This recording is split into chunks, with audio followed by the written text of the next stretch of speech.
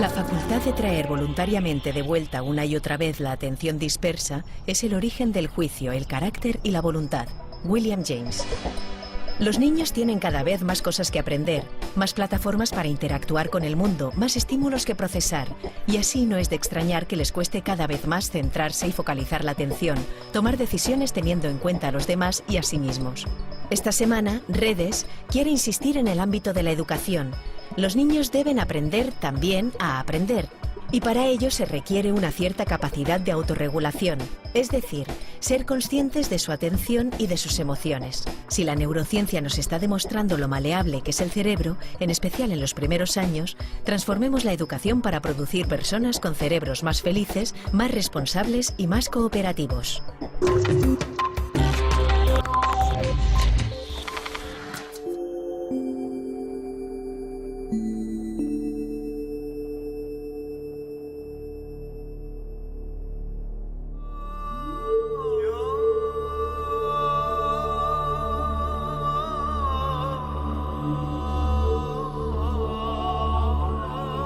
Yo creo que mi audiencia va a coincidir conmigo en que en este mundo globalizado necesitamos un nuevo sistema educativo que fabrique no solo trabajadores, sino ciudadanos. Y de ahí que se hable tanto en estos momentos de la necesidad de destilar empatía y compasión en los ciudadanos del siglo XXI. Aquí en Washington es donde se está profundizando en estos momentos en esta reforma educativa. Y se está haciendo gracias a que han confluido dos corrientes del pensamiento imparables. La una milenaria, la contemplativa, la ejemplificada por Dalai Lama, y la otra, la de la ciencia occidental. Bueno, pues cuentan que los científicos han descubierto que por primera vez el impacto de la meditación, de las técnicas contemplativas sobre el estado, sobre la esencia, sobre la conciencia de un niño, de un joven o de un adulto. No sabemos todavía en qué medida la afecta, pero sí conocemos ya que le afecta. Y en la reunión de Washington lo que estamos viendo es en qué medida podemos aprovechar el impacto de las técnicas contemplativas en lo que es la ciencia educativa, ni más ni menos.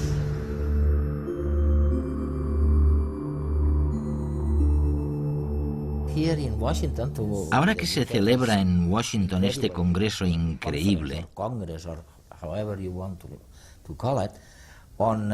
esta conferencia llamada Educando a los Ciudadanos del Mundo para el siglo XXI, ¿hay alguna primicia en relación con tu trabajo, el de Dan Goleman y los demás expertos? ¿Cuáles son las novedades respecto al sistema de educación social y emocional? ¿Qué es lo que podemos esperar de esta conferencia que sea realmente nuevo en el aprendizaje social y emocional? Se trata de una conferencia histórica, puesto que en ella se reúnen los neurocientíficos y los contemplativos, los que han realizado mucho trabajo interior con la comunidad educativa. Y cada grupo puede aportar información nueva para que aprendamos los unos de los otros. Es lo que esperamos que suceda en la conferencia. En cuanto a tu pregunta sobre qué novedades hay en el aprendizaje social y emocional, cabe decir ante todo que este trabajo con prácticas contemplativas para enseñarles a los profesores y a los jóvenes a entrenar la mente y controlar las emociones no es algo nuevo para la educación social y emocional. Pero formar a las personas para que lo hagan intencionadamente sí que es nuevo. Eso es nuevo. Y lo apasionante es que muchos de los que empezamos a realizar este tipo de trabajo con los niños tenemos la sensación de que puede acelerar su capacidad de ser más afectuosos y compasivos. ¿Se ha podido evaluar lo poco que se ha realizado en la aplicación del pensamiento contemplativo a la educación de los niños? Sí, justo ahora empezamos a hacerlo. En primer lugar, hay que decir que en el ámbito de las prácticas contemplativas y de sus beneficios potenciales, la mayor parte del trabajo hasta la fecha se ha llevado a cabo con adultos. Sin embargo, algunos de nosotros hemos realizado pequeños estudios, como el trabajo en la ciudad de Nueva York, por ejemplo, tras el 11 de septiembre de 2001. Me pidieron que ayudara a las escuelas de la zona cero a recuperarse y fue una tarea enorme. Me percaté de que necesitaban mucho trabajo interior para empezar. Por eso empecé a abrirme a la idea de que tal vez necesitábamos añadirle algo al aprendizaje social y emocional que nos ayudara. Cuando hablas de trabajo interior, ¿a qué te refieres? ¿A mirar en nuestro interior, a contemplar nuestros intestinos? No exactamente. Entre los componentes de la inteligencia emocional está la conciencia de uno mismo y también el control de las emociones, la relación con los demás y la capacidad de tomar buenas decisiones. Todo esto ya está incluido. A lo que me refiero es ayudar a las personas para que entrenen voluntariamente la mente, ya sea mediante algo como la meditación o bien a través de lo que denominamos el rincón de la paz en las aulas. Un sitio al que los niños puedan ir para estar en calma, apaciguar la mente y empezar a centrar la atención. En una sociedad hiperestimulada, enfocar la atención es cada vez más problemático. Los trastornos del déficit de atención afectan al rendimiento en clase, pero también a la percepción de nosotros mismos y del mundo que nos rodea. ¿Cuántas veces habremos oído? Tienes que estar más atento. Pero ¿cómo se hace? En cualquier técnica de meditación se trabaja con la atención. Siéntate, cómodo, pero no demasiado para no dormirte. Mantener la espalda recta te ayudará. Y simplemente respira. Lleva toda tu atención a tu respiración, sintiendo como cuando entra el aire está frío y cuando sale es más caliente. Cuando uno pone toda su atención en sentir su cuerpo y respiración, sin entrar a discutir mentalmente lo que siente, sino sencillamente sintiendo, la mente se acalla por sí misma. El estado de quietud que se persigue es el de vigilancia atenta pero relajada, sin esfuerzo. Muchos lo describen como ese momento cercano al sueño, cuando el cuerpo está relajado y no existe diálogo interno. Pueden ser solo unos segundos, pero entonces la mente está en calma, y la calma mental es sinónimo de salud mental. Los beneficios más inmediatos de practicar meditación son la capacidad de tranquilizarnos, un descenso del estrés, el desarrollo de la atención, la percepción del detalle y también de la memoria. Y de cara al futuro, ¿en qué estáis pensando? Creo que lo importante es que ahora sabemos que el cerebro tiene mucha plasticidad. Y estamos aprendiendo que nuestras experiencias lo moldean. Es verdad, es verdad. Así que nos planteamos lo siguiente. ¿Qué pasa con las experiencias para calmar la mente y centrar la atención? ¿Qué sucedería si lo cultiváramos en los niños? Si aumentáramos la repetición de esa experiencia en sus vidas mediante la práctica regular, por ejemplo. ¿Acaso cambiaría su manera de aprender? ¿Su manera de dominar las emociones durante el resto de su día a día? Déjame explicarte brevemente un pequeño estudio que ya hemos realizado en Nueva York a través del Inner Resilience Program. El estudio contó con la participación de unos 855 estudiantes de hasta 11 años y fue un estudio aleatorizado y controlado con un grupo de tratamiento y un grupo de control, así como 57 profesores. Lo primero que descubrimos es que se produjeron cambios significativos en los profesores. Acabaron menos estresados. Los profesores que están menos estresados son más felices y más conscientes de los niños y de sus necesidades. ¿Y qué descubrimos con las estudiantes? Pues dos cosas. Por un lado, una disminución de los niveles de frustración. Y por otro, un aumento de una sensación que en este estudio llamamos autonomía. Es decir, los niños sentían que tenían voz en la clase, que el aula era una comunidad de aprendizaje democrática, donde su opinión contaba y se les escuchaba. Ambas cosas, la menor frustración y la mayor autonomía, sin duda aumentan las posibilidades de que nuestros niños aprendan en general, tanto si educamos el corazón como la mente. Director de los laboratorios de neurociencia afectiva y de neuroimagen y comportamiento en la Universidad de Wisconsin-Madison, Richard Davidson busca el origen neurológico de los desórdenes emocionales en niños y adultos. Davidson es un gran conocedor de la plasticidad cerebral. Su gran equipo de investigación utiliza las más modernas técnicas de observación del cerebro, así como la fisiología, para descubrir cómo afecta nuestro entorno al estado emocional, cómo regulamos las emociones a lo largo de la vida y cómo interactúan mente y cuerpo para afrontar los retos emocionales. Sus diálogos con el Dalai Lama enriquecieron el debate y mostraron al público lo mucho que neurociencia y tradición contemplativa pueden enseñarse mutuamente. Desde la perspectiva de la ciencia occidental, en especial de la neurociencia y la psicología, la atención, la regulación emocional y el aprendizaje son lo que podríamos entender como las dianas de la práctica contemplativa. Son los procesos de la mente que pueden transformarse gracias a la práctica. La neuroplasticidad sencillamente significa que el cerebro puede modificarse como respuesta a la experiencia y como respuesta al entrenamiento.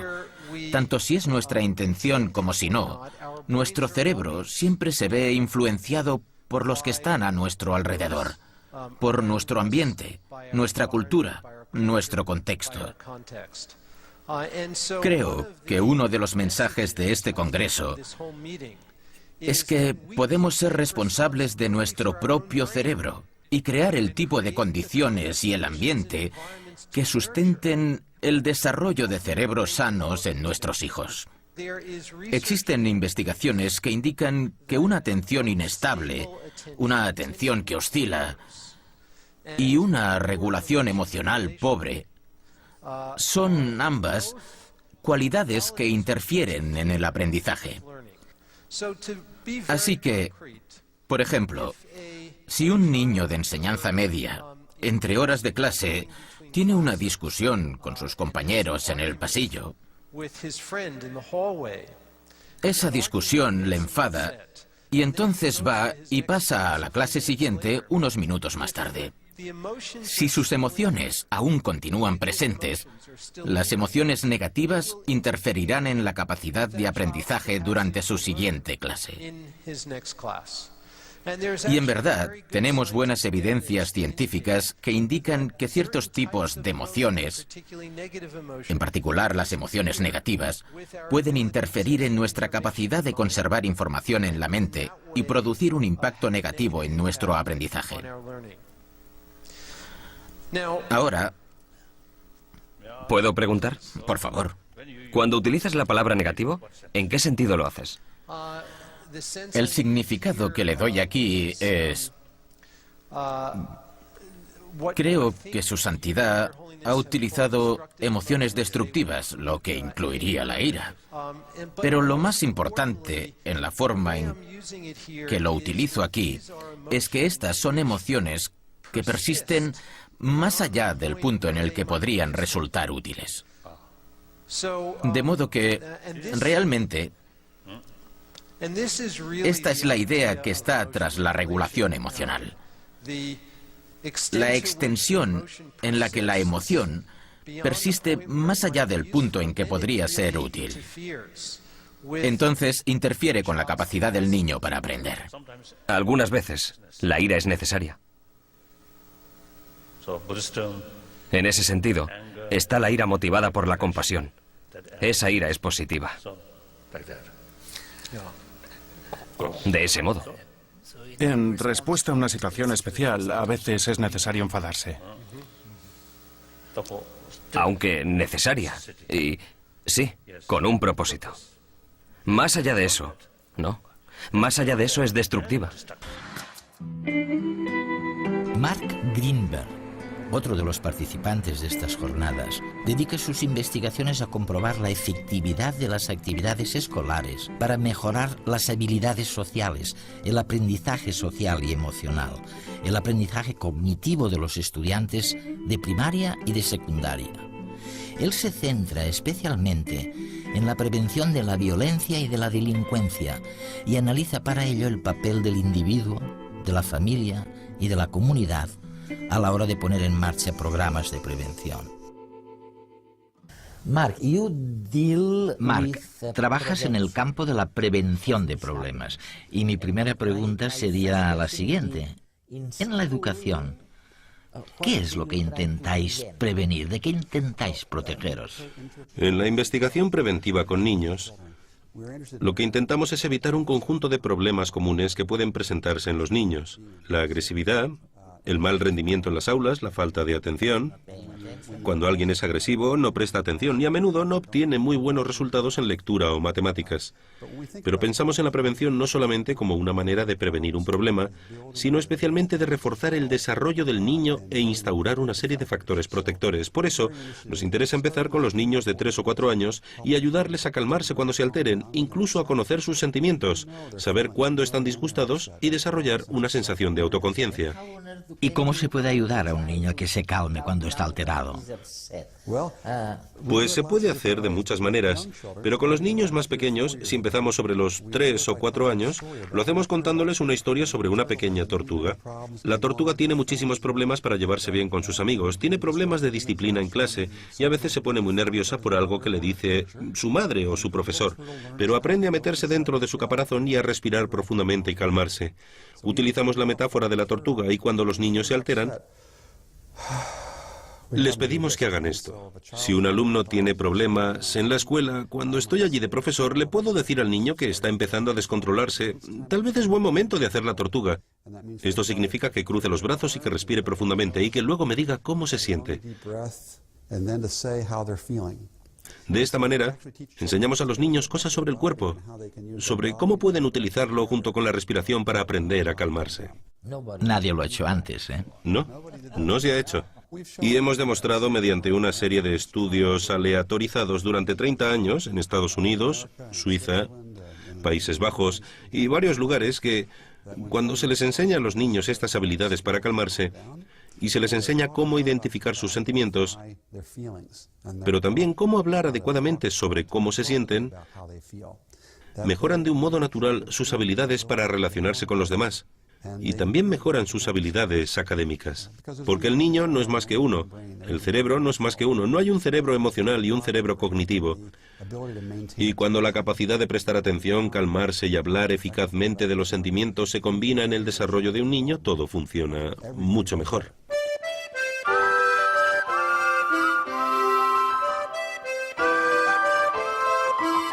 Hoy hemos vuelto al colegio para ver si se estudian las emociones y cómo las expresan nuestros chicos.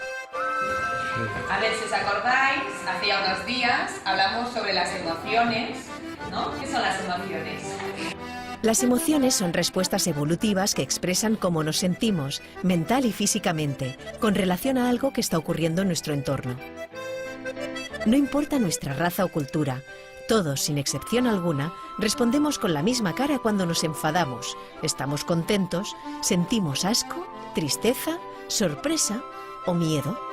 Nos enfadamos si somos víctimas de una agresión, por pequeña que sea, y nos culpan por ello. Estaba con un amigo mío jugando a básquet y empezó a tirarme cosas. Después yo me enfadé mucho y le tiré la pelota. Entonces después, cuando subimos a clase, todo el mundo había visto cómo le tiraba la pelota y entonces la mayoría me daba la culpa a mí.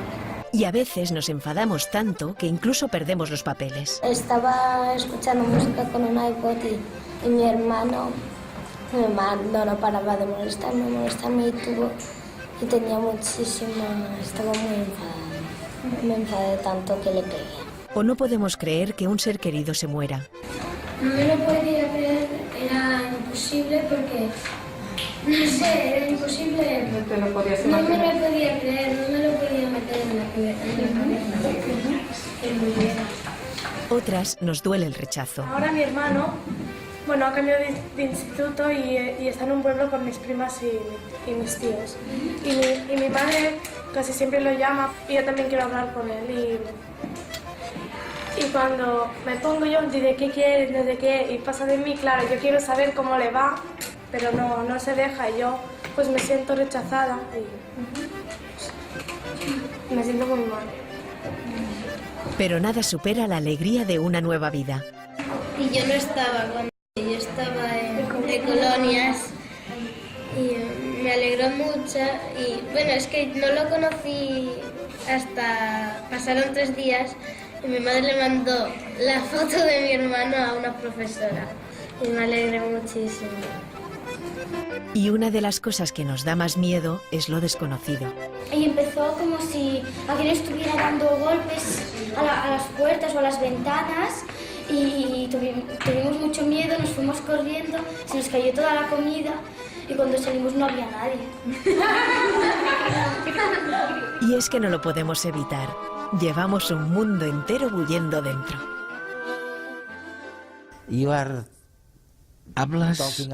Hablas de la enseñanza como una manera de cambiar la manera de ser del niño. Su manera de sentir sobre la agresión o la compasión. ¿Tú crees que todo esto evolucionará y que al final cambiará la sociedad por fin para siempre?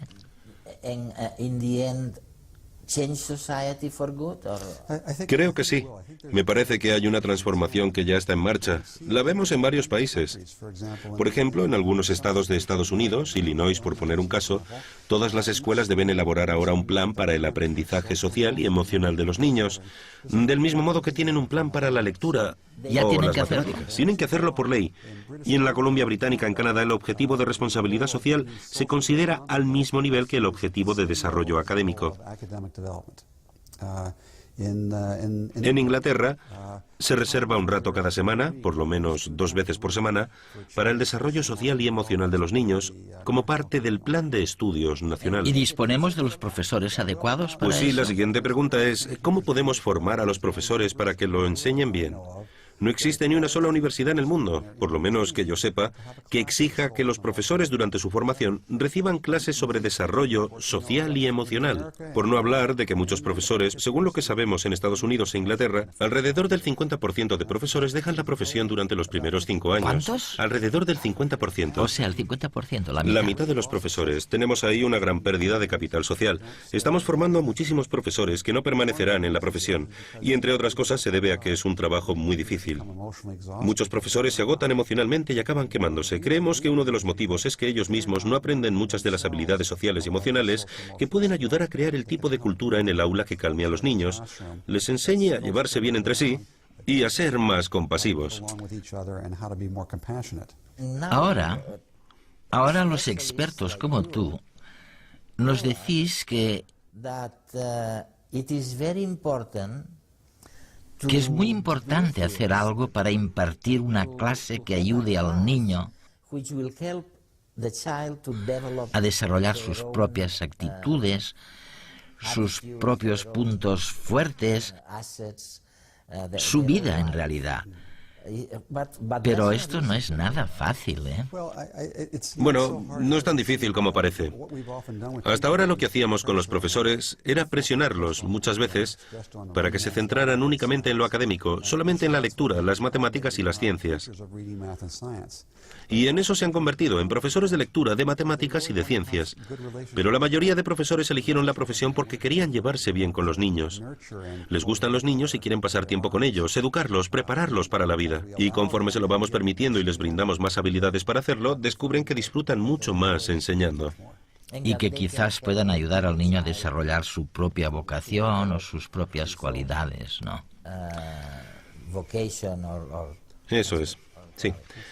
Por ejemplo, en uno de nuestros proyectos hemos trabajado con profesores para enseñar un plan de estudio a los niños sobre emociones y autocontrol. Y hemos descubierto que los profesores enseñan mejor en un estudio aleatorizado comparado con otros profesores. Enseñan más eficazmente, pero también hemos visto que la conducta de los niños mejora.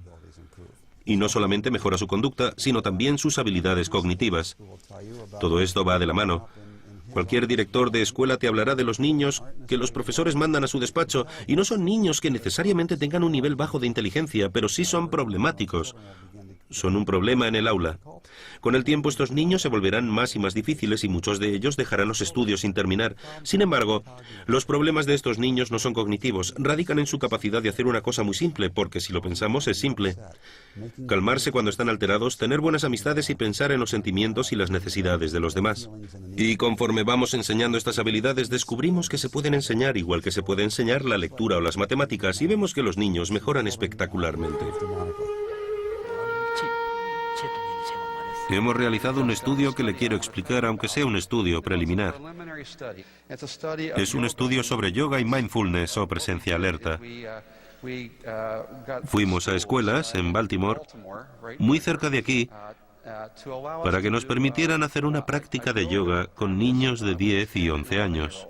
4 de los 5 días de colegio salían del aula e iban a la cafetería o a otra sala y hacíamos entre 30 y 40 minutos de yoga y regresaban. En las escuelas de control seguían con las actividades normales de clase. Durante los primeros 20 o 30 minutos, los chicos iban pasando por los distintos ejercicios de yoga, estirándose y doblándose de distintos modos. Con eso liberaban la energía porque los niños pequeños son muy activos físicamente, y una vez habían hecho todos estos ejercicios les decíamos que se tumbaran en sus colchonetas, simplemente tumbados en el suelo. La postura del muerto.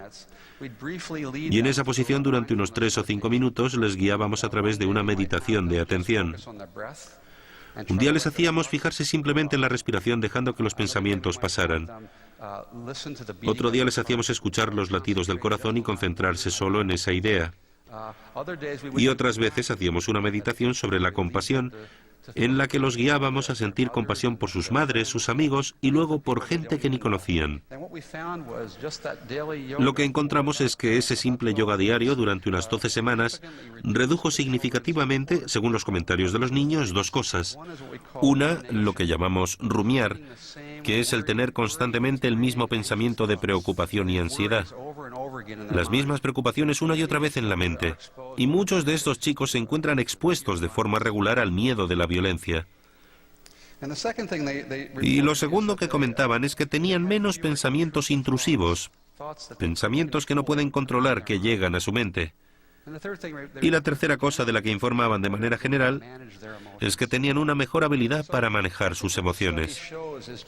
De modo que el estudio fue un pequeño inicio, si lo ves como el brote de una planta que puede desarrollarse, sobre el modo de investigar estos temas.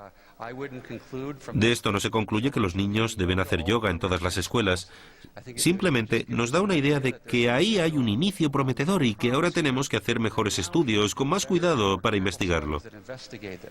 No solo viendo lo que nos dicen los niños, sino con las técnicas de Richard, observando quizá los cambios que ocurren en la actividad cerebral, cómo proceden a nivel académico, etc.